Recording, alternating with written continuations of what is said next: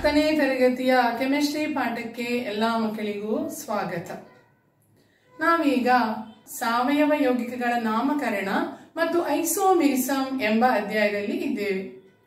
ಕಳೆದ ತರಗತಿಯಲ್ಲಿ ನಾವೇನನ್ನು ಕಲಿತಿದ್ದೇವೆ ನೆನಪಿದೆಯೇ? ವಿಭಿನ್ನ ಶಾಖೆಗಳಿರುವ ಆಲ್ಕೇನ್ಗಳಿಗೆ IUPAC ನಾಮಕರಣ ಮತ್ತು ಅಸಂತೃಪ್ತ ಹೈಡ್ರೋಕಾರ್ಬನ್ಗಳಾದ ಆಲ್ಕೀನ್ ಮತ್ತು ಆಲ್ಕೈನ್ಗಳಿಗೆ IUPAC ನಾಮಕರಣ ಮಾಡುವ ಬಗ್ಗೆ ತಿಳಿದುಕೊಂಡೆವು. ಮತ್ತೆ ಕೆಲವು ಚಟುವಟಿಕೆಗಳನ್ನು ಕೂಡ ನಾವು ಮೌಲ್ಯಮಾಪನದಿಂದ ಕೆಲವನ್ನು ಆರಿಸಿ ಮಾಡಿದ್ದೇವೆ. ಅದರಲ್ಲಿ ನಾನು ನಿಮಗೆ ಕೆಲವು ಅಸೈನ್ಮೆಂಟ್ಗಳನ್ನು ಕೊಟ್ಟಿದ್ದೇನೆ, ಮಾಡಿದಿರಲ್ಲವೇ? ಅದಕ್ಕೆ ಈಗ ನಾನು ಸರಿಯಾದ ಉತ್ತರಗಳನ್ನು ಹೇಳ್ತೇನೆ. ಉತ್ತರ ಸರಿ ಇದೆ ಎಂದು ನೋಡಬೇಕು.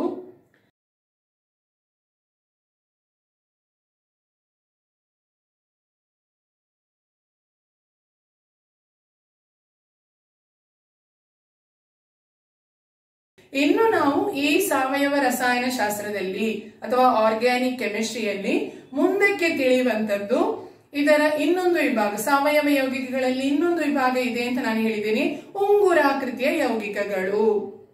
ಅದಕ್ಕೆ ಇಂಗ್ಲಿಷ್ ನಲ್ಲಿ ಸೈಕ್ಲಿಕ್ ಅಥವಾ ರಿಂಗ್ ಕಾಂಪೌಂಡ್ಸ್ ಅಂತ ಹೇಳ್ತಾರೆ. ಸೈಕ್ಲಿಕ್ ಕಾಂಪೌಂಡ್ಸ್ ಅಥವಾ ರಿಂಗ್ ಕಾಂಪೌಂಡ್ಸ್ ಅಂತ ಹೇಳಿದ್ರೆ ಇವುಗಳು ಕ್ಲೋಸ್ಡ್ ಚೈನ್, ಮುಚ್ಚಿದ ಸಂಕಲೆ ಆಗಿರ್ತವೆ. ಇವುಗಳಲ್ಲಿ ಎರಡು ವಿಧ ಇದೆ ಪ್ರಧಾನವಾಗಿ. ಒಂದು ಆಲಿಸೈಕ್ಲಿಕ್ ಯೌಗಿಕಗಳು, ಇನ್ನೊಂದು ಆರೋಮ್ಯಾಟಿಕ್ ಯೌಗಿಕಗಳು. ಆಲಿಸೈಕ್ಲಿಕ್ ಯೌಗಿಕಗಳಲ್ಲಿ ಏಕಬಂಧ ದ್ವಿಬಂಧ ಯಾವುದೂ ಬರಬಹುದು ಅಂತ ಹೇಳಿದ್ರೆ ಸಂತೃಪ್ತ ಅಸಂತೃಪ್ತ ಎರಡೂ ವಿಧಗಳಿವೆ. ಮತ್ತೆ ಎರಡು ವಿಧ ಮಾತ್ರ ಅಲ್ಲ, ಬೇಕಿದ್ರೆ ನಮ್ಗೆ ತ್ರಿಬಂಧ ಇರುವಂತದ್ದು ಕೂಡ ಆಲಿಸೈಕ್ಲಿಕ್ ನಲ್ಲಿ ಹೇಳ್ಬಹುದು. ಆದ್ರೆ ಹೆಚ್ಚು ನಾವು ಅದರ ಬಗ್ಗೆ ನಮ್ಗೆ ಈಗ ತಿಳಿಲಿಕ್ಕೆ ಇಲ್ಲ. ಇನ್ನು ಆರೋಮ್ಯಾಟಿಕ್ ಯೌಗಿಕಗಳಲ್ಲಿ ಮೂರು ಕಡೆ ನಾವೀಗ ಕಲಿಯುವಂತದ್ದು, ಇವತ್ತು ಕಲಿಯುವಂತ ಉದಾಹರಣೆಯಲ್ಲಿ ಮೂರು ಕಡೆ ದ್ವಿಬಂಧ ಇರ್ತದೆ. ಆದ ಕಾರಣ ಅದು ಮೂರು ಕಡೆ ದ್ವಿಬಂಧ ಇರುವಂತಹ ಅಸಂತೃಪ್ತ ಹೈಡ್ರೋಕಾರ್ಬನ್ ಆಗಿರ್ತದೆ. ಹಾಗೆ ನಾವು ಕಾರ್ಬನ್ ಮತ್ತು ಹೈಡ್ರೋಜನ್ಗಳು ಮಾತ್ರ ಇರುವಂತಹ ಆಲಿಸೈಕ್ಲಿಕ್ ಹೈಡ್ರೋಕಾರ್ಬನ್ ಮತ್ತು ಆರೋಮ್ಯಾಟಿಕ್ ಹೈಡ್ರೋಕಾರ್ಬನ್ಗಳ ಬಗ್ಗೆ ಇದೀಗ ತಿಳಿಯಲಿದ್ದೇವೆ. ಈಗ ಆಲಿಸೈಕ್ಲಿಕ್ ಅಂತ ಮುಚ್ಚಿದ ಸಂಕಲೆ ನಾವು ಮಾಡ್ಬೇಕಿದ್ರೆ ಕಡಿಮೆ ಪಕ್ಷ ನಮ್ಗೆ 3 ಕಾರ್ಬನ್ಗಳಾದ್ರೂ ಬೇಕು. ಅದ ಕಾರಣ ಒಂದು ಕಾರ್ಬನ್ ಮತ್ತು 2 ಕಾರ್ಬನ್ಗಳು ಇರುವಂತಹ ಕಾರ್ಬನ್ ಚೈನ್ ಇದರಲ್ಲಿ ಇರುವುದಿಲ್ಲ. ಅದ ಕಾರಣ 3 ಕಾರ್ಬನ್ ಇದ್ರೆ ಮಾತ್ರ ತ್ರಿಕೋನಾಕೃತಿಯಲ್ಲಿ ನಮ್ಗೆ ಅವುಗಳನ್ನು ಜೋಡಿಸಬಹುದು. ಒಂದೊಂದು ಏಕಬಂಧ ಕೊಟ್ಟು ಸಿ ಕೆಳಗೆ ಒಂದು ಸಿ ಅಥವಾ ಮೇಲೆ ಒಂದು ಸಿ ಆದ್ರೆ ಕೆಳಗೆ 2 ಸಿ ಆಗಿ ಒಂದೊಂದು ಏಕಬಂಧದಿಂದ ಜೋಡಿಸುವಾಗ ಅದು ರಚನೆ ಪೂರ್ತಿ ಆಗ್ತದೆ. 3 ಕಾರ್ಬನ್ಗೆ ಕೂಡ ನಾವು 2 ಹೈಡ್ರೋಜನ್ಗಳನ್ನು ಜೋಡಿಸಬೇಕು. ಮೇಲೆಯೂ ಕೆಳಗಿನ 2ಕ್ಕೂ ನಾವು 2 ಹೈಡ್ರೋಜನ್ಗಳು, ಹಾಗೆ ಮೇಲೆ ಕೂಡ 2 ಹೈಡ್ರೋಜನ್. ಆ ರೀತಿ ಜೋಡಿಸುವಾಗ ಅಲ್ಲಿ ಮೇಲೆ CH2, ಕೆಳಗೆ ಕೂಡ CH2, ಇಲ್ಲಿ ಕೂಡ CH2 ಎಂಬುದಾಗಿ ಕಾಣ್ತದೆ, ಮುಚ್ಚಿರ್ತದೆ ರಚನೆ. ಇದರ ಹೆಸರು ಸೈಕ್ಲೋಪ್ರೊಪೇನ್. ಯಾಕೆಂತ ಹೇಳಿದ್ರೆ ಆಲ್ಕೇನ್ಗಳ ಬಗ್ಗೆ ನೀವು ಒಮ್ಮೆ ನೆನಪಿಸಿ, 3 ಕಾರ್ಬನ್ ಇದ್ರೆ ಪ್ರೊಪ್ ಎಂಬುದಾಗಿ ನಿಮ್ಗೆ ತಿಳಿದಿದೆ. ಮತ್ತೆ ಇದು ಏಕಬಂಧ ಇರುವಂತಹ ಸಂತೃಪ್ತ ಹೈಡ್ರೋಕಾರ್ಬನೇ ಆಗಿರ್ತದೆ. ಆಗ ಇದರ ಹೆಸರೇನಾಗಿರ್ತದೆ? ಸೈಕ್ಲೋಪ್ರೊಪೇನ್. ಇಲ್ಲಿ ಏಕಬಂಧ ಮಾತ್ರ ಕಾಣುವಂಥದ್ದು. ಆದ್ರೆ ಇದನ್ನೇ ನಮ್ಗೆ ಸೈಕ್ಲೋಪ್ರೊಪೇನ್ ಎಂಬುದಾಗಿ ಕೂಡ ಇನ್ನೊಂದು ರಚನೆಯನ್ನು ನಮ್ಗೆ ಇಲ್ಲಿ ಕಲ್ತುಕೊಳ್ಬಹುದು. ಒಂದು ಕಡೆ ದ್ವಿಬಂಧ ಇದ್ರೆ ಇದು ಸೈಕ್ಲೋಪ್ರೊಪೇನ್ ಆಗ್ತದೆ. ಅಂತ ಹೇಳಿದ್ರೆ ಎರಡು ಕಡೆ ಏಕಬಂಧ, ಒಂದು ಕಡೆ ಮಾತ್ರ ದ್ವಿಬಂಧ ಕೊಟ್ರೆ ಆ ದ್ವಿಬಂಧದ ಇಕ್ಕಡೆಗಳಲ್ಲಿ ನಾವು CH2 ಮಾಡ್ಲಿಕ್ಕಿಲ್ಲ, ಒಂದೊಂದು H ಮಾತ್ರ, ಆಗ CH ಬರ್ತದೆ ಅದರ ಇಕ್ಕಡೆಗಳಲ್ಲಿ. ಹಾಗೆ ಇದ್ರೆ ಇದು ಸೈಕ್ಲೋಪ್ರೋಪೀನ್ ಎಂಬುದಾಗ್ತದೆ. ಹಾಗಿದ್ರೆ ಸೈಕ್ಲೋಪ್ರೋಪೇನಿನ ಅಣುಸೂತ್ರ ಹೇಗೆ? ಅದು CnH2n, ಒಂದೊಂದು ಕಾರ್ಬನ್ಗೆ ಸಹ ಎರಡೆರಡು ಹೈಡ್ರೋಜನ್ಗಳನ್ನು ಕೊಟ್ಟಿದ್ದೇವೆ, ಆದ ಕಾರಣ CnH2n ಎಂಬುದಾಗಿರ್ತದೆ ಇದರ ಸಾಮಾನ್ಯ ಸೂತ್ರ. ಅದೇ ರೀತಿ ಸೈಕ್ಲೋಪ್ರೋಪೀನ್ ಎಂಬುದಾದ್ರೆ ಇಲ್ಲಿ ಸಿ ಯ ಇಮ್ಮಡಿ ಇಲ್ಲ ನೋಡಿ, H ಎರಡು ಕಡಿಮೆ ಇದೆ, ಆಗ C3H4 ಇರುವುದು ಅಂತ ಹೇಳಿದ್ರೆ ಇದು ಆಲ್ಕೈನ್ಗಳ ಸಾಮಾನ್ಯ ಸೂತ್ರವನ್ನು ಹೊಂದಿಕೊಂಡಿದೆ. ಆದ್ರೆ ಸೈಕ್ಲೋಪ್ರೋಪೇನ್ ಎಂಬುದು ಆಲ್ಕೀನ್ ನಲ್ಲಿ ಪ್ರೋಪೀನ್ ಎಂಬುದರ ಅಣುಸೂತ್ರವನ್ನು ಹೊಂದಿಕೊಂಡಿದೆ, C3H6. ಆದ್ರೆ ಸೈಕ್ಲೋಪ್ರೋಪೀನ್ C3H4. ಆದ ಕಾರಣ ಮೊದಲು ನಾನು ಹೇಳಿದ್ದು ಸಂತೃಪ್ತ ಹೈಡ್ರೋಕಾರ್ಬನ್, ಇದು ಅಸಂತೃಪ್ತ. ಸೈಕ್ಲಿಕ್ ನಲ್ಲಿ ಎರಡು ವಿಧದ್ದು ಕೂಡ ನಮಗೆ ಕಲಿಯಲಿಕ್ಕೆ ಇದೆ. ಆಗ ಸೈಕ್ಲೋಪ್ರೋಪೇನ್ ಎಂಬುದು ಪ್ರೋಪೀನ್ ನ ಅಣುಸೂತ್ರವನ್ನು ಹೊಂದಿಕೊಂಡಿದೆ, C3H6. ಆದ್ರೆ ಸೈಕ್ಲೋಪ್ರೋಪೀನ್ ಆಲ್ಕೈನಿನ ಅಣುಸೂತ್ರ ಅಂತ ಹೇಳಿದ್ರೆ ಆಲ್ಕೈನ್ ಯಾವ ಆಲ್ಕೈನ್? ಪ್ರೋಪೈನ್, C3H4 ಎಂಬುದಾಗಿ ಆಗಿರ್ತದೆ. ಅದೇ ರೀತಿ ನಮಗೆ ಸೈಕ್ಲೋಬ್ಯೂಟೇನ್ ಎರಡನ್ನು ಕೂಡ ಮಾಡಬಹುದು. ಸೈಕ್ಲೋಬ್ಯೂಟೇನ್ ರಚನೆ ಹೇಗೆ?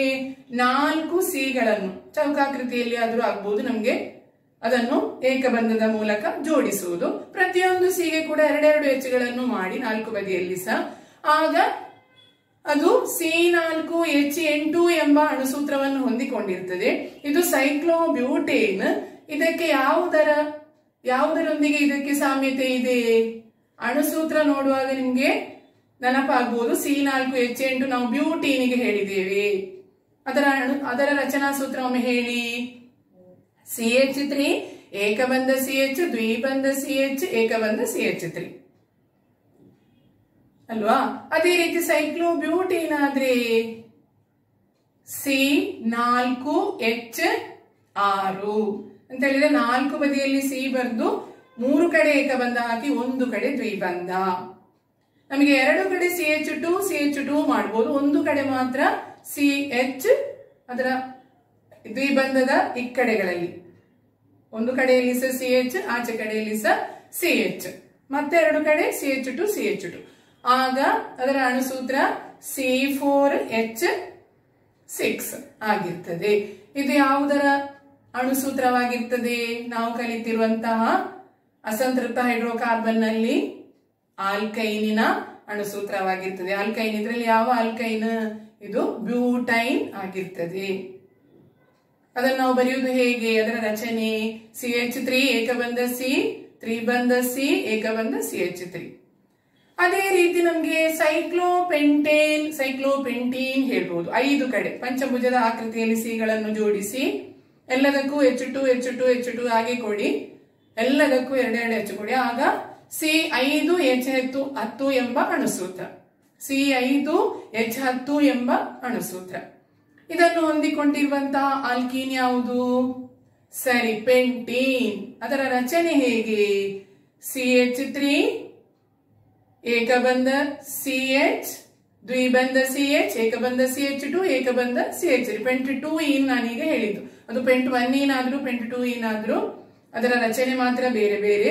ಅದರ ಅಣುಸೂತ್ರ C5H10. ಅದನ್ನು ಹೊಂದಿಕೊಂಡಿರುವಂತಹ ಆಲಿಸೈಕ್ಲಿಕ್ ಹೈಡ್ರೋಕಾರ್ಬನಿನ ರಚನೆ ಈ ರೀತಿ ಇದೆ. ಇದು ಸೈಕ್ಲೋಪೆಂಟೇನ್.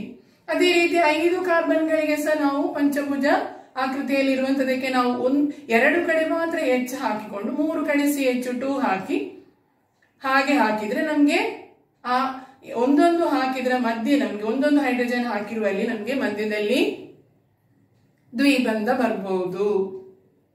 ಕಾರ್ಬನ್ ನ ಸಂಯೋಜಕತೆ 4 ಆಗಿರುವುದರಿಂದ ಈ ರೀತಿ ನಾವು ಮಾಡುವಂತದ್ದು.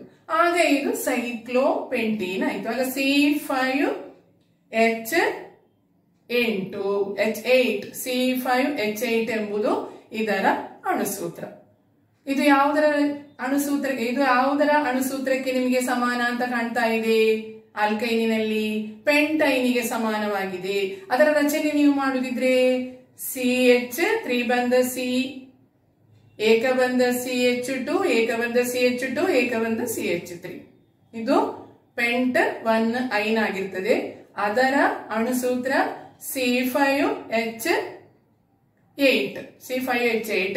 ಅದೇ ಅಣುಸೂತ್ರವನ್ನು ಹೊಂದಿದ ಆಲಿಸೈಕ್ಲಿಕ್ ಹೈಡ್ರೋಕಾರ್ಬನ್ ಈ ಸೈಕ್ಲೋಪೆಂಟೀನ್ ಆಗಿದೆ. ಸೈಕ್ಲೋಪೆಂಟೇನ್ ನಾವು ಕಲಿತಿರುವಂತಹ ಪೆಂಟೀನಿನ ಅಣುಸೂತ್ರದೊಂದಿಗೆ ಸಮಾನತೆಯನ್ನು ಪಡೆದಿದೆ. ಹೀಗೆ ಇದೆಲ್ಲ ನಾವು ಕಲಿತಿರುವಂತಹ ಉಂಗುರಾಕೃತಿಯ ಹೈಡ್ರೋಕಾರ್ಬನ್ಗಳಲ್ಲಿ ಆಲಿಸೈಕ್ಲಿಕ್ ಹೈಡ್ರೋಕಾರ್ಬನ್ಗಳು. ಇನ್ನು ನಾವು ಆರೋಮ್ಯಾಟಿಕ್ ಹೈಡ್ರೋಕಾರ್ಬನ್ ತಿಳಿದುಕೊಳ್ಳುವ. ಅದರಲ್ಲಿ ನಾವು ಕಲಿಯುವ ಒಂದೇ ಒಂದು ರಚನೆ ಅಂತ ಹೇಳಿದ್ರೆ ಬೆನ್ಸೀನಿನದು. ಬೆನ್ಸೀನಿನ ಅಣುಸೂತ್ರ C6H6. ಅದರ ರಚನೆ ನೋಡಿ, 6 ಬದಿಯಲ್ಲಿ ಷಟ್ಭುಜ ಆಕೃತಿಯಲ್ಲಿ C. ಇಂಥ ರಚನೆ ಆಲಿಸೈಕ್ಲಿಕ್ ನಲ್ಲಿ ಕೂಡ ನಮಗೆ 6 ಕಾರ್ಬನ್ 7 ಕಾರ್ಬನ್ ಎಷ್ಟಿರುವುದು ಕೂಡ ಮಾಡಬಹುದು. ಆದರೆ ಆರೋಮ್ಯಾಟಿಕ್ ನಲ್ಲಿ ಇದು ಒಂದು ಪ್ರಧಾನ ಕೈಗಾರಿಕಾ ಪ್ರಾಧಾನ್ಯತೆಯುಳ್ಳಂತಹ ಒಂದು ಆರೋಮ್ಯಾಟಿಕ್ ಯೌಗಿಕವಾಗಿದೆ ಈ ಬೆನ್ಸೀನ್. C6H6 ಅಂತ ಹೇಳಿದ್ರೆ 6 ಕಾರ್ಬನ್ ಪರಮಾಣು 6 ಹೈಡ್ರೋಜನ್ ಪರಮಾಣುಗಳನ್ನು ಅದಕ್ಕೆ ನಾವು ಒಂದೊಂದಾಗಿ ಎಲ್ಲ ಕಡೆ ಜೋಡಿಸಬೇಕು. ಷಡ್ಭುಜ ಆಕೃತಿಯಲ್ಲಿ ಇದನ್ನು ನಮಗೆ ಮಾಡಬಹುದು. ನೋಡಿ, ಒಂದೊಂದು ಕಾರ್ಬನ್ಗೆ ಒಂದೊಂದು ಹೈಡ್ರೋಜನ್ ಅನ್ನು ಜೋಡಿಸಿ ರಚನೆಯನ್ನು ಮಾಡಿ. ಹಾಗೆ ಮಾಡುವಾಗ ಕಾರ್ಬನಿನ ಸಂಯೋಜಕತೆ 4 ಎಂಬುದನ್ನು ನೆನಪಿಟ್ಟುಕೊಳ್ಳಿ. ಆಗ ನಿಮಗೆ ಏಕಬಂಧ ಎಲ್ಲಾ ಕಡೆ ಹಾಕಿದ್ರೆ ಸರಿಯಾಗ್ಲಿಕ್ಕಿಲ್ಲ ಎಂಬುದು ತಿಳಿಯುತ್ತದೆ. ಆಗ ನೀವು 3 ಕಡೆ ದ್ವಿಬಂಧ ಹಾಕಬೇಕಾಗ್ತದೆ. ಎಲ್ಲೆಲ್ಲ ಹಾಕ್ತೀರಿ ನೋಡಿ, ಬಿಟ್ಟು ಬಿಟ್ಟು ಅಂತ ಹೇಳಿದ್ರೆ ಒಮ್ಮೆ ನೀವು ಮೇಲಿನ CH ಗೆ ದ್ವಿಬಂಧ CH ತಗೊಟ್ರೆ ಮತ್ತೆ ಏಕಬಂಧ CH, ಪುನಃ ದ್ವಿಬಂಧ CH, ಮತ್ತೆ ಏಕಬಂಧ CH, ಮತ್ತೆ ದ್ವಿಬಂಧ CH. ಹಾಗೆ ಆಗುವಾಗ ಅದು ಕಂಪ್ಲೀಟ್ ಆಗ್ತದೆ. ಅಂತ ಹೇಳಿದ್ರೆ ಬಿಟ್ಟು ಬಿಟ್ಟು ಒಂದು ಏಕಬಂಧ ಆದ್ರೆ ಇನ್ನೊಂದು ದ್ವಿಬಂಧ, ಆ ರೀತಿ ಕೊಡುವಾಗ ಇದರ ರಚನೆ ಸಿಗ್ತದೆ. ಇದು ಕೈಗಾರಿಕಾ ಪ್ರಾಧಾನ್ಯತೆ ಇರುವಂತಹ ಒಂದು ಆರೋಮ್ಯಾಟಿಕ್ ಯೌಗಿಕ. ಆರೋಮಾ ಅಂತ ಹೇಳಿದ್ರೆ ಸುವಾಸನೆ ಇರುವಂತದ್ದು ಎಂಬುದಾಗಿ ಅರ್ಥ. ಆದ ಕಾರಣ ಸುವಾಸನೆ ಇರುವಂತಹ ಅಂತ ಹೇಳಿದ್ರೆ ಪರಿಮಳ ಇರುವಂತಹ ಒಂದು ಉಂಗುರಾಕೃತಿಯ ಯೌಗಿಕವಾಗಿರ್ತದೆ ಈ ಆರೋಮ್ಯಾಟಿಕ್ ಹೈಡ್ರೋಕಾರ್ಬನ್ ಅಥವಾ ಯೌಗಿಕವಾಗಿರುವಂತಹ ಬೆನ್ಸೀನ್. ಇದಕ್ಕೆ ಬೇರೆ ಬೇರೆ ಪರಮಾಣು ಅಥವಾ ಪರಮಾಣು ಗುಂಪುಗಳನ್ನು ಜೋಡಿಸಿ ನಮಗೆ ಹಲವಾರು ರಚನೆಗಳನ್ನು ಮುಂದಿನ ತರಗತಿಗಳಲ್ಲಿ ಕಲಿಯಲಿಕ್ಕೆ ಇದೆ. ಆದರೆ ಈಗ ನಮಗೆ ಬೆನ್ಸೀನ್ ಮಾತ್ರ ತಿಳ್ಕೊಂಡ್ರೆ ಸಾಕು. ಇನ್ನು ನಾವು ಮುಂದಕ್ಕೆ ಕಾರ್ಯವಿಧಾನ ಗುಂಪುಗಳು ಅಂತ ಹೇಳಿದ್ರೆ ಏನು ಎಂಬುದನ್ನು ತಿಳಿದುಕೊಳ್ಬೇಕು. ಈಗಾಗಲೇ ನಾವು ಉಂಗುರಾಕೃತಿಯ ಯೌಗಿಕಗಳ ಬಗ್ಗೆ ತಿಳಿದುಕೊಂಡಾಯ್ತು. ಇನ್ನು ಈ ತರಗತಿಯಲ್ಲಿ ನಾವು ತಿಳಿಯಲಿಕ್ಕಿರುವಂತದ್ದು ಕಾರ್ಯವಿಧಾನ ಗುಂಪು. ಹಾಗೆ ಕಾರ್ಯವಿಧಾನ ಗುಂಪು ಅಂತ ಹೇಳಿದ್ರೆ ಏನು? ಈಗ ನಾವು ಸಾವಯವ ರಸಾಯನಶಾಸ್ತ್ರದಲ್ಲಿ ಕಲಿತಾ ಇರುವಂತಹ ಸಾವಯವ ಯೌಗಿಕಗಳಲ್ಲಿ ಹೈಡ್ರೋಕಾರ್ಬನ್ಗಳ ಬಗ್ಗೆ ಹೆಚ್ಚಾಗಿ ತಿಳಿದುಕೊಂಡು ಬಂದಿದ್ದೇವೆ. ಅಂತ ಹೇಳಿದ್ರೆ ಕಾರ್ಬನ್ ಮತ್ತು ಹೈಡ್ರೋಜನ್ ಮಾತ್ರ ಇರುವ ಯೌಗಿಕಗಳು. ಇವುಗಳಲ್ಲಿ ನಮಗೆ ಹೈಡ್ರೋಜನ್ ನ ಬದಲು ಇತರ ಯಾವುದಾದರೂ ಪರಮಾಣು ಅಥವಾ ಪರಮಾಣು ಗುಂಪನ್ನು ಸೇರಿಸಲಿಕ್ಕೆ ಸಾಧ್ಯವಿದೆ. ಅಂತವುಗಳನ್ನೇ ನಾವು ಏನು ಅಂತ ಕರಿತೇವೆ? ಕಾರ್ಯವಿಧಾನ ಗುಂಪು ಅಂತೇಳಿ ಕರಿತೇವೆ. ಈ ಕಾರ್ಯವಿಧಾನ ಗುಂಪು ಬಂದ ಕೂಡಲೇ ಮತ್ತೆ ಆ ಕಾರ್ಬನ್ನಿನ ರಾಸಾಯನಿಕ ಹಾಗೂ ಭೌತಿಕ ಸ್ವಭಾವಗಳು ಭಿನ್ನವಾಗಿರ್ತದೆ. ಅವುಗಳು ಬೇರೆ ಬೇರೆಯಾಗಿ ಬದಲಾಗ್ತವೆ. ನಾವು ಬೇರೆ ಬೇರೆ ಪರಮಾಣು ಅಥವಾ ಪರಮಾಣು ಗುಂಪನ್ನು ಹಾಕಿದ ಹಾಗೆ ಅದರ ಸ್ವಭಾವದಲ್ಲಿ ವ್ಯತ್ಯಾಸ ಕಂಡು ಬರ್ತದೆ. ಅಂತ ಹೇಳಿದ್ರೆ ಅದು ಬೇರೆಯೇ ಒಂದು ಹೊಸ ಯೌಗಿಕ ಆಗಿರ್ತದೆ. ಹೀಗೆ ಒಂದು ಸಾವಯವ ಯೌಗಿಕದಲ್ಲಿ ಸೇರಿಸಬಹುದಾದಂತಹ ಪರಮಾಣು ಅಥವಾ ಪರಮಾಣು ಗುಂಪನ್ನು ಏನಂತ ಕರಿತೇವೆ? ನಾವು ಕಾರ್ಯವಿಧಾನ ಗುಂಪು ಎಂಬುದಾಗಿ ಕರಿತೇವೆ. ಇದು ಸಾವಯವ ಯೌಗಿಕದ ಸ್ವಭಾವಗಳನ್ನು, ರಾಸಾಯನಿಕ ಹಾಗೂ ಭೌತಿಕ ಸ್ವಭಾವಗಳನ್ನು ಬದಲಾಯಿಸ್ತದೆ. ನಾನೀಗ ಉದಾಹರಣೆ ಹೇಳ್ತೇನೆ ನೋಡಿ. CH4 ಮಿಥೇನ್ ಎಂಬುದಾಗಿ ನೀವು ತಿಳ್ಕೊಂಡಿದ್ದೀರಿ. ಅದರಲ್ಲಿ ಒಂದು ಹೈಡ್ರೋಜನ್ ನ ಬದಲು ನಾವು OH ಎಂಬುದನ್ನು ಸೇರಿಸಿದ್ರೆ CH3 ಏಕಬಂಧ OH ಆಯ್ತು. ಆಗ ಅದು ಮಿಥೇನಾಲ್. ಅದಕ್ಕೆ ಆಲ್ಕೋಹಾಲಿನ ಸ್ವಭಾವ ಇರ್ತದೆ. ಅದೇ ರೀತಿ ನಾವು Cl ಸೇರಿಸಿದರೆ ಅಲ್ಲಿ ಅದು ಕ್ಲೋರೋಮಿಥೇನ್, ಆಗ ಅದು ಹ್ಯಾಲೋ ಯೌಗಿಕದ ಸ್ವಭಾವವನ್ನು ತೋರಿಸುತ್ತದೆ. COOH ಅನ್ನು ನಾವು ಸೇರಿಸಿದರೆ ಅಲ್ಲಿಗೆ CH3COH ಆದ್ರೆ ಅದು ಕಾರ್ಬೋಕ್ಸಿಲಿಕ್ ಆಸಿಡ್ ಆಗ್ತದೆ. ಹೀಗೆ ನಮ್ಗೆ ಇನ್ನೂ ಇದೆ. O ಅಂತ ಹೇಳಿದ್ರ ಈ ಕಡೆಗಳಲ್ಲಿ ನಮ್ಗೆ 2 ಆಲ್ಕೈಲ್ ಗುಂಪುಗಳನ್ನು ತಂದ್ರೆ O ಎಂಬುದರ ಅಂದರೆ ಆಕ್ಸಿಜನ್ O ಅದರ ಈ ಕಡೆಗಳಲ್ಲಿ ಆಕ್ಸಿ ಗುಂಪಿನ ಈ ಕಡೆಗಳಲ್ಲಿ ಆಲ್ಕೈಲ್ ಗುಂಪುಗಳು ಬಂದ್ರೆ ಅದು ಈಥರ್ ಆಗಿರ್ತದೆ. ಹೀಗೆ ನಮ್ಗೆ 4 ವಿಧದ ಕಾರ್ಯವಿಧಾನ ಗುಂಪುಗಳ ಬಗ್ಗೆ ಕಲಿಲಿಕ್ಕಿದೆ. ಅದನ್ನು ಒಂದೊಂದಾಗಿ ನಾವು ತಿಳಿದುಕೊಳ್ಳುವ. ಈಗ ಮೊದಲನೇದಾಗಿ ನಾವು ಆಲ್ಕೋಹಾಲ್ಗಳ ಬಗ್ಗೆ ತಿಳಿದುಕೊಳ್ಳುವ ಅಂತ ಹೇಳಿದ್ರೆ ಇದರ ಕಾರ್ಯವಿಧಾನ ಗುಂಪು ಹೈಡ್ರಾಕ್ಸಿಲ್ ಗುಂಪು, ಅಂದರೆ ಏಕಬಂಧ OH ಎಂಬುದಾಗಿ ಇದನ್ನು ಸೂಚಿಸುವಂಥದ್ದು. ಈಗ ಮಿಥೇನಿನ ಒಂದು H ತೆಗೆದು ಅಲ್ಲಿಗೆ ನಾವು OH ಹಾಕುವುದು ಅಂತ ಆಗೊಮ್ಮೆ ಹೇಳಿದೆ. ಆಗ ಅದರ ಹೆಸರೇನಾಗಿರ್ತದೆ? ಹೆಸರಿಸುವ ರೀತಿ ನೋಡಿ, ಆಲ್ಕೇನಿನ E ಅನ್ನು ಮೈನಸ್ ಮಾಡಬೇಕು. Alkane minus E plus ol, alkanol ಎಂಬುದಾಗಿರ್ತದೆ ಇದರ ನಾಮಕರಣ ಮಾಡುವ ರೀತಿ. ಆಗ ಮಿಥೇನ್ ಅಂತ ನಾವು ಇಂಗ್ಲಿಷ್ ನಲ್ಲಿ ಬರೆಯುವಾಗ METHANE ಅದರ E ಅನ್ನು ತೆಗೀರಿ, ಅಲ್ಲಿಗೆ ಆಲ್ ಅನ್ನು ಸೇರಿಸಿ, ಆಗ ಮಿಥೆನಾಲ್. ಆಗ CH3OH ಎಂಬುದು ಮಿಥೆನಾಲ್ ಆಗಿರ್ತದೆ. ಹಾಗಿದ್ರೆ 2 ಕಾರ್ಬನ್ ಬರುವಂತಹದ್ದನ್ನು ಬರೆಯಿರಿ.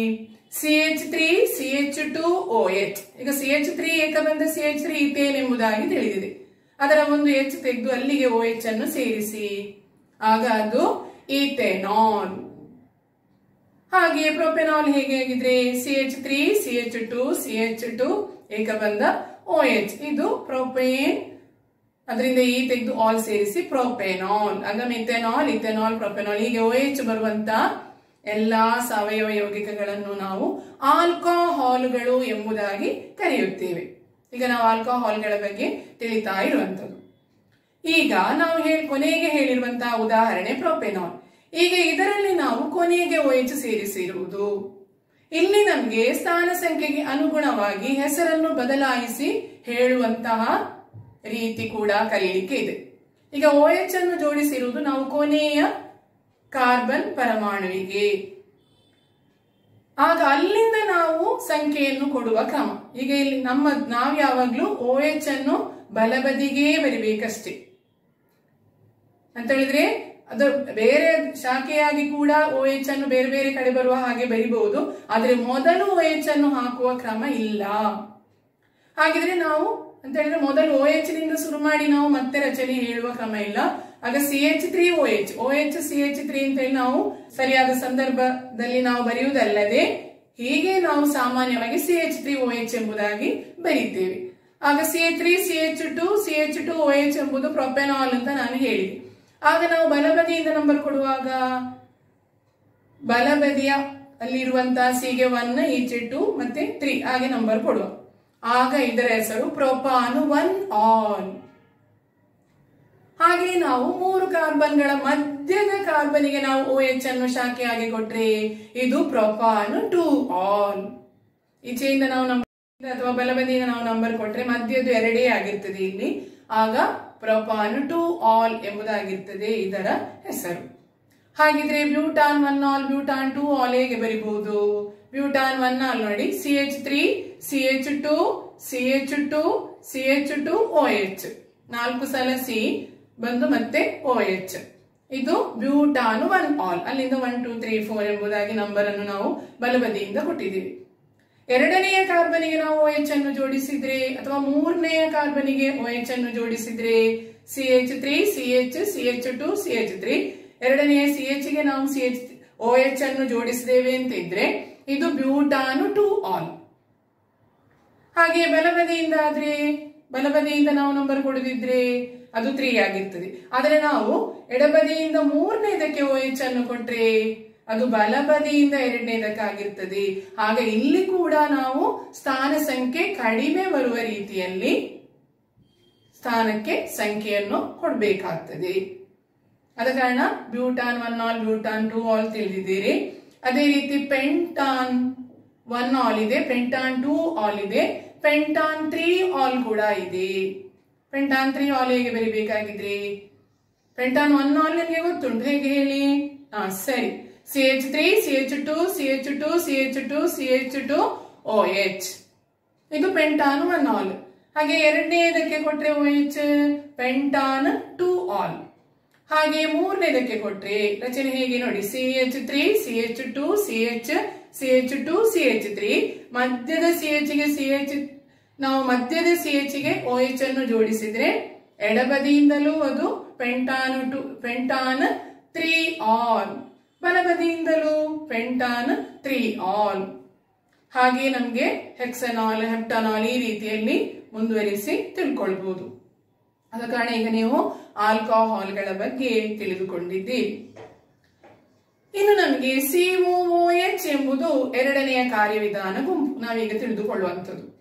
COOH ಅಂತ ಹೇಳಿದ್ರೆ ಒಂದು ಏಕಬಂಧ COH, ಅದನ್ನು ಬಿಡಿಸಿ ಹೇಳುವುದಿದ್ರೆ C ಗೆ ಒಂದು ಕಡೆ ನಾವು ಆಲ್ಕೈಲ್ ಗುಂಪಿಗೆ ಜೋಡಿಸುವಂತಹ ಏಕಬಂಧ, ದ್ವಿಬಂಧದಲ್ಲಿ O ಜೋಡಿಸಲ್ಪಟ್ಟಿದೆ, ಪುನಃ ಇನ್ನೊಂದು ಏಕಬಂಧ OH ಗೆ ಜೋಡಿಸಲ್ಪಟ್ಟಿದೆ.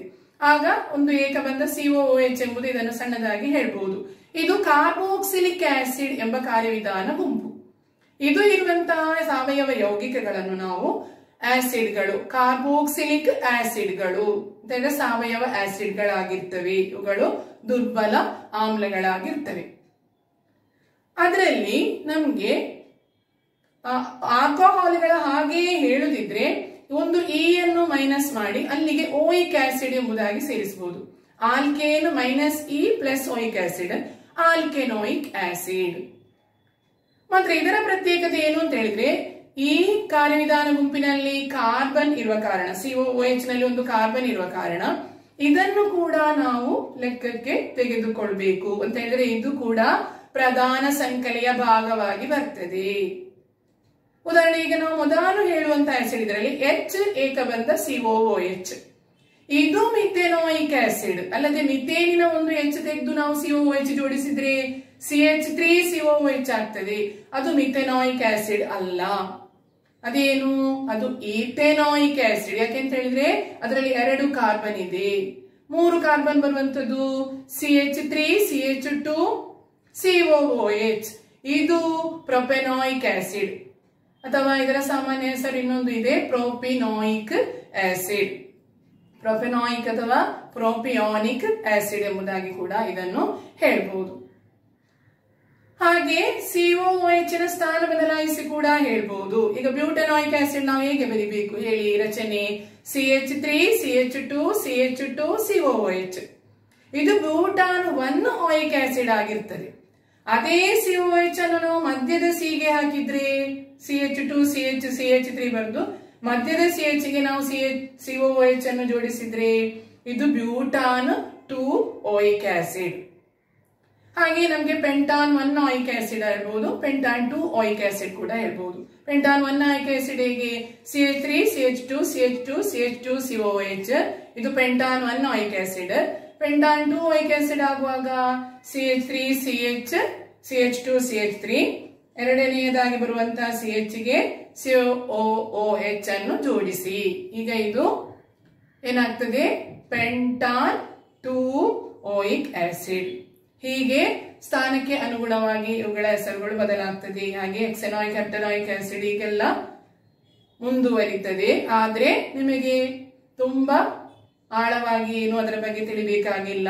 ಇಷ್ಟನ್ನು ನೀವು ಅಂತ ಹೇಳಿದ್ರೆ ಸಾಮಾನ್ಯ ಎಲ್ಲ ಕೂಡ 5-6 ಕಾರ್ಬನ್ಗಳು ಬರುವಷ್ಟು ಸಂಕಲೆಯವರೆಗೆ ಮಾತ್ರ ನೀವು ಸರಿಯಾಗಿ ತಿಳ್ಕೊಳ್ಬೇಕು. ಮತ್ತೆ ಹೆಚ್ಚಿನದ್ದು ಬಂದ್ರೆ ಕೂಡ ನಿಮ್ಗೆ ಸುಲಭವಾಗಿ ಅರ್ಥ ಮಾಡಿಕೊಳ್ಬಹುದು. ಇನ್ನು ನಾನು ಇದಕ್ಕೆ ಸಂಬಂಧಿಸಿ ಒಂದೆರಡು ಚಟುವಟಿಕೆಗಳನ್ನು ನಿಮ್ಗೆ ಕೊಡ್ತೇನೆ. ಅಂತ ಹೇಳಿದ್ರೆ ಈ ಚಟುವಟಿಕೆಗಳನ್ನು ನೀವು ನೋಟ್ ಪುಸ್ತಕದಲ್ಲಿ ಬರೆದು ನಿಮ್ಮ ಅಧ್ಯಾಪಕರಿಗೆ ಕಳಿಸಬೇಕು. ನೋಡಿ, ಆಗ ನಾವು ಮೌಲ್ಯಮಾಪನದಲ್ಲಿ ಎರಡನೆಯ ಪ್ರಶ್ನೆಯಲ್ಲಿ ಡಿ ಅನ್ನು ಬಿಟ್ಟಿದ್ದೆವು. ಅದ್ಯಾವುದು? ಸಿ ಏಕಬಂಧ C ಏಕಬಂಧ C ಏಕಬಂಧ C ಏಕಬಂಧ OH. ಇದನ್ನು ಸಂಪೂರ್ಣವಾಗಿ ಮಾಡಿ H ಗಳನ್ನು ತುಂಬಿಸಿ CH3 CH2 CH2 CH2 OH. ಪುಸ್ತಕದಲ್ಲಿ ಅವರು ನಂಬರ್ ಎಲ್ಲಿಂದ ಕೊಟ್ಟಿದ್ದಾರೆ ನೋಡಿ, ಎಡಬದಿಯಿಂದ 1 2 3 4 ಕೊಟ್ಟಿದ್ದಾರೆ. ಇದು ತಪ್ಪು. ಇದನ್ನು ಸರಿಪಡಿಸುವುದು ಹೇಗೆ? ಬಲಬದಿಯಿಂದ ನಂಬರ್ ಅನ್ನು ಕೊಡಿ ಕಾರ್ಬನ್ ಪರಮಾಣುಗಳಿಗೆ 1 2 3 4. ಹಾಗಾದ್ರೆ IUPAC ಹೆಸರೇನಾಗಿರ್ತದೆ? ಬ್ಯೂಟಾನ್ 1 ಆಲ್ ಎಂಬುದಾಗಿರ್ತದೆ. IUPAC ಹೆಸರುಗಳನ್ನು ಬರೆಯಿರಿ. ಒಂದನೆಯದು CH3 CH2 CH CH2 CH3. ಮಧ್ಯದಲ್ಲಿರುವ CH ಗೆ COOH ಅನ್ನು ಜೋಡಿಸಲಾಗಿದೆ. ಇದರ IUPAC ಹೆಸರು ಬರಿಬೇಕು. ಇನ್ನು ಎರಡನೇದು ಇನ್ನೊಂದು ಕಾರ್ಯವಿಧಾನ ಗುಂಪು ಯಾವುದು? ಆಲ್ಕೋಹಾಲ್. ನಾವು ಕಲ್ತಿರುವಂತದ್ದು CH3 CH2 CH2 CH2 CH2 CH2OH. ಬೇರೆ 6 ಸಲ ಕಾರ್ಬನ್ ಪರಮಾಣುಗಳನ್ನು ಬರೆದು ಅದರ ಕಾರ್ಬನ್ ಸಂಕಲಿಗೆ OH ಅನ್ನು ಜೋಡಿಸಿ ಇದರ IUPAC ಹೆಸರನ್ನು ಬರಿಬೇಕು. ಹೀಗೆ ಈ 2 ಚಟುವಟಿಕೆಗಳನ್ನು ಮಾಡಿ ನಿಮ್ಮ ಅಧ್ಯಾಪಕರಿಗೆ ಕಳಿಸಬೇಕು. ಇವತ್ತಿನ ತರಗತಿಯನ್ನು ಮುಕ್ತಾಯಗೊಳಿಸುವ ಎಲ್ಲರಿಗೂ ವಂದನೆಗಳು.